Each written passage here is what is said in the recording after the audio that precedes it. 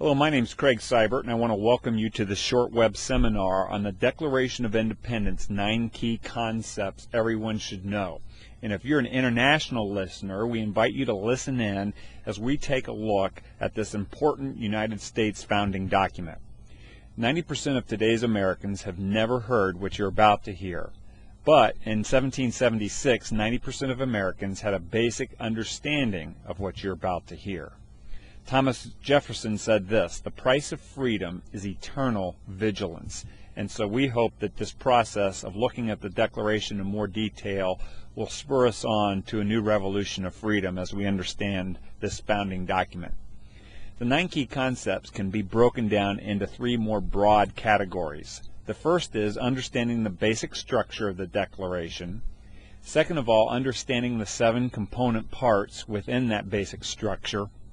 And then thirdly, understanding that the Declaration and U.S. Constitution are designed to work together. So let's first take a look at understanding the basic structure.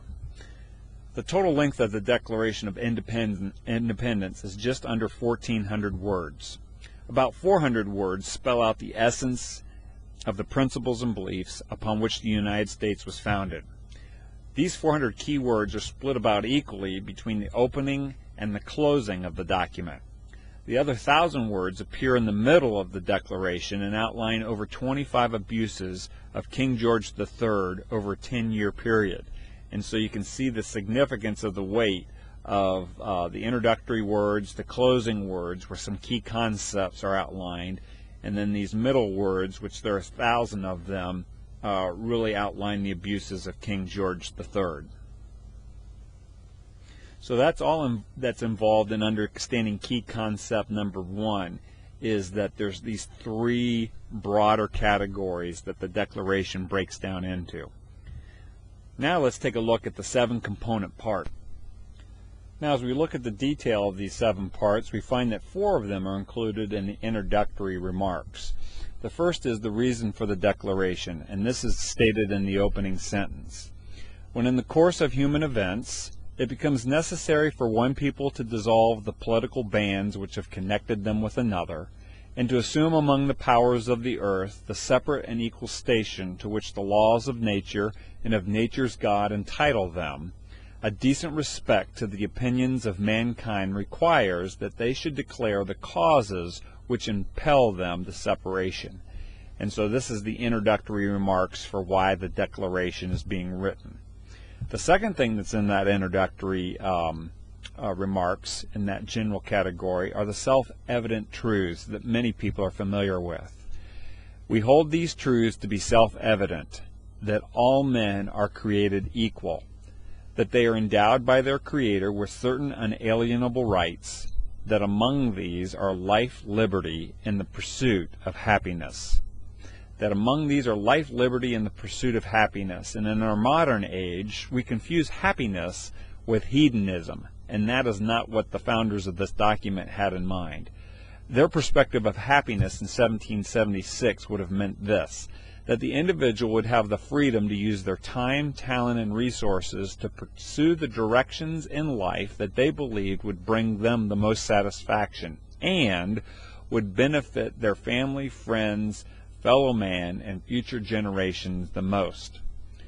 What's also interesting about this introductory paragraph is this. In this short paragraph, the founders also describe the purpose of government, and they say this: that to secure these rights, governments are instituted among men deriving their just powers from the consent of the governed. And so in this short sentence, they're basically saying the reason for government's existence is to secure those rights.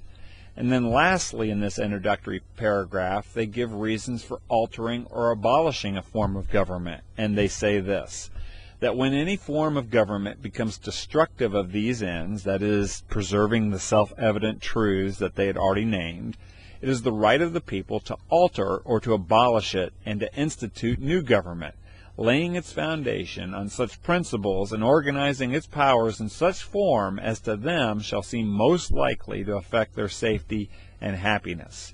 And so in this first paragraph, the most important thing of the four we've just looked at are these self-evident truths: that we're created equal, that we're endowed by our Creator with unalienable rights, and those rights among many would be life, liberty, and the pursuit of happiness. These are four huge concepts in this first couple of sentences: the reason for the Declaration, the self-evident truths, the purpose of government, and the abolishment of government, and the reasons for it. Now, as I said before, the middle section, which is the biggest section, is the list of grievances against King George, and there are over 1,000 words in this section. There were over 25 abuses that King George III had done over a 10-year period, and in the Declaration, the colonists made a list and suggested that that list was ample evidence that the Declaration was justified, and here are just a few of them: unfair taxation, cutting off trade, abolishing good and helpful laws, making arbitrary laws himself, creating new government departments with officials that harass the people, depriving colonists of trial by jury, protecting his own officials that were murderers, attempting to establish military rule, hiring mercenaries to harass and kill colonists, capturing and forcing colonists to fight against their fellow colonists or be killed, fostering domestic uprising in the colonies, and disallowing or not hearing any appeals for justice. And so those 25 abuses kind of fall into these general 12 categories, and they're listed there in this middle section. So the list of grievances is shown there.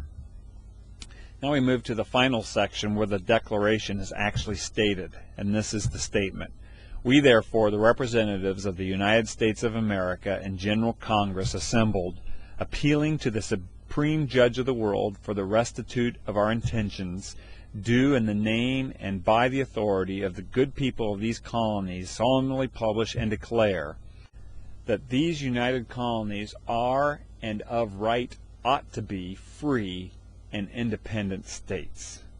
That's the Declaration statement. After that statement, the rights of these united sovereign states are listed, and they include: and that all political connection between them and the state of Great Britain is and ought to be totally dissolved, and that as free and independent states they have full power to levy war, conclude peace, contract alliances, and establish commerce, and to do all other acts and things which independent states may of right do. Now notice here that they title the state of Great Britain as what they're dissolving from, and then they declare that the free and independent states of the United States have the rights and privileges of states. And so the colonists did not view them dissolving 13 colonies into one national government, but they viewed each of the states as sovereign states on the order of Great Britain, France, and other global states that existed at that time. And so it was literally the United States of America that they were doing, the United Sovereign States that they were making a declaration for. The seventh and last part in the last sentence is what I call the pledges.